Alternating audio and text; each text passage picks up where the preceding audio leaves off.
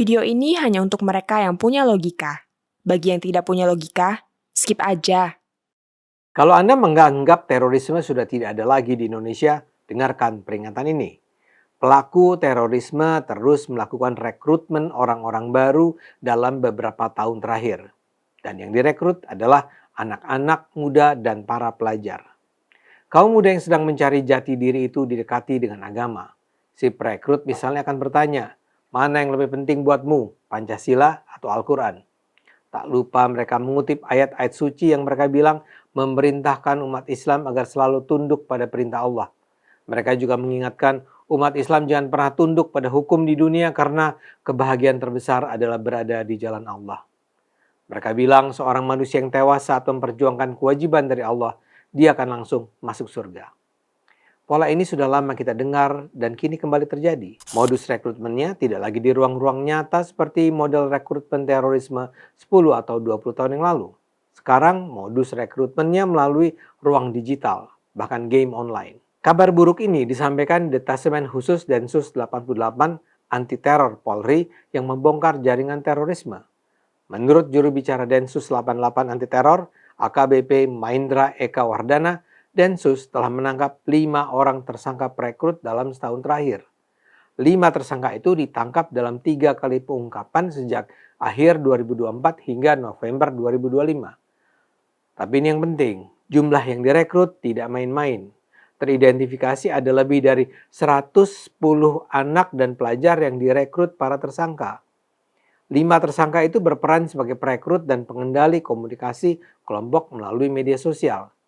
Mereka mempengaruhi anak-anak itu supaya menjadi radikal, bergabung dengan kelompok terorisme dan melakukan aksi teror. Yang jadi tersangka ini juga bukan kaum senior yang sudah makan asam garam terorisme. 5 tersangka itu umumnya masih muda.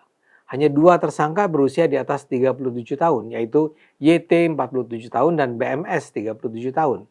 Tapi ketiga lainnya adalah Gen Z. Mereka adalah LM 23 tahun, MSPO 18 tahun, dan BS 19 tahun. Bayangkan, mereka masih sangat muda dan sudah menjadi perekrut teroris. Mereka ditangkap di 5 tempat berbeda. Medan Sumatera Utara, Banggai Sulawesi Tengah, Sleman Yogyakarta, Tegal Jawa Tengah, dan Agam Sumatera Barat. Densus juga sudah mengamankan 17 anak karena terpapar jaringan teror sepanjang 2011 sampai 2017. Berbagai tindakan sudah dilakukan terhadap 17 anak itu. Tidak hanya melalui penegakan hukum, tapi juga ada proses pembinaan. Pada 2025, jumlah anak karena terpapar jaringan teror naik signifikan. Densus mencatat 110 anak yang diduga telah terekrut jaringan terorisme itu berusia antara 10 sampai 18 tahun. Mereka berasal dari 23 provinsi, mayoritas dari Jawa Barat dan DKI Jakarta. Densus mengingatkan bukan berarti provinsi lain aman dari proses rekrutmen terorisme karena penyelidikan masih terus dilakukan.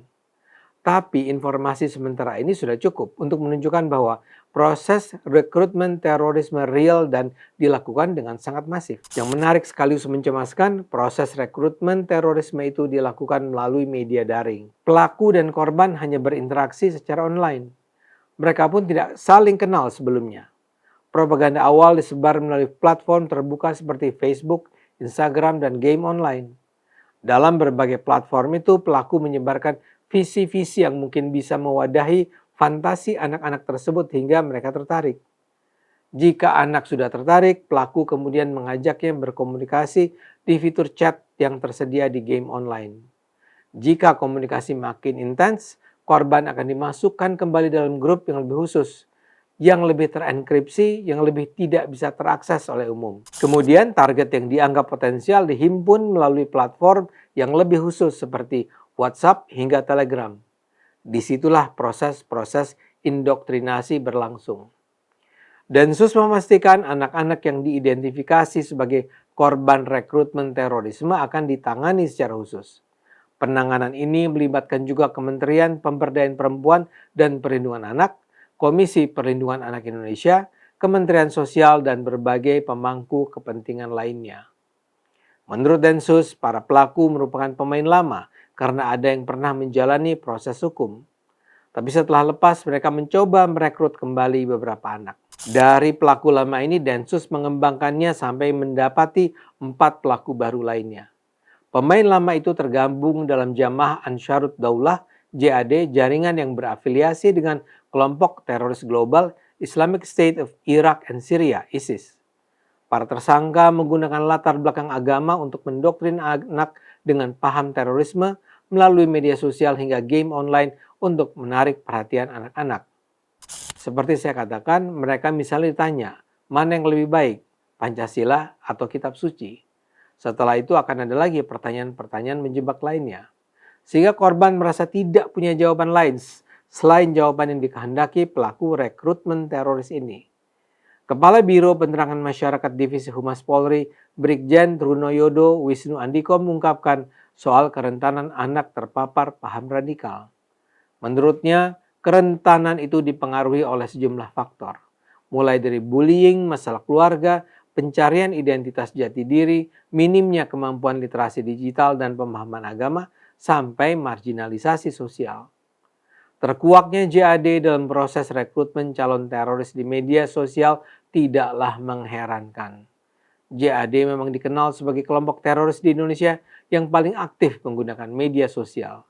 Mereka juga aktif melakukan rekrutmen anggota baru melalui media sosial. Target rekrutmen mereka adalah kalangan muda yang merupakan pengguna tertinggi media sosial. Mereka pandai memanfaatkan faktor-faktor kerentanan anak, lalu menyusupi ideologi teror ke dalam pikiran anak. Apa yang diungkap Densus ini pada satu sisi melegakan kita. Negara melalui Densus dan lembaga berhasil membongkar proses rekrutmen anggota teroris baru dan menangkap pelakunya. Ini tentu langkah yang patut kita apresiasi. Tapi di sisi lain, kasus ini menunjukkan kelompok teror masih eksis dan terus melakukan proses rekrutmen di media sosial, dunia yang tak terhindarkan pada era saat ini, terutama di kalangan muda. Terorisme tidak pernah tidur, dan kita pun terpaksa tak boleh berhenti mengawasi apa yang dikonsumsi anak-anak Indonesia. Pemerintah sendiri perlu mengambil kebijakan untuk mengendalikan apa yang bisa menyebar melalui media sosial. Di sejumlah negara maju sudah ada kebijakan pelarangan penggunaan media sosial tertentu oleh anak-anak dan remaja di bawah 15 tahun. Indonesia perlu secara serius juga mempelajarinya. Namun di atas segalanya, yang harus paling aktif adalah tentu saja kaum orang tua dan kaum dewasa yang peduli pada perkembangan anak-anak Indonesia. Orang tua harus hadir dalam proses pencarian jati diri anak dan menjadi teman dialog dalam perkembangan literasi mereka.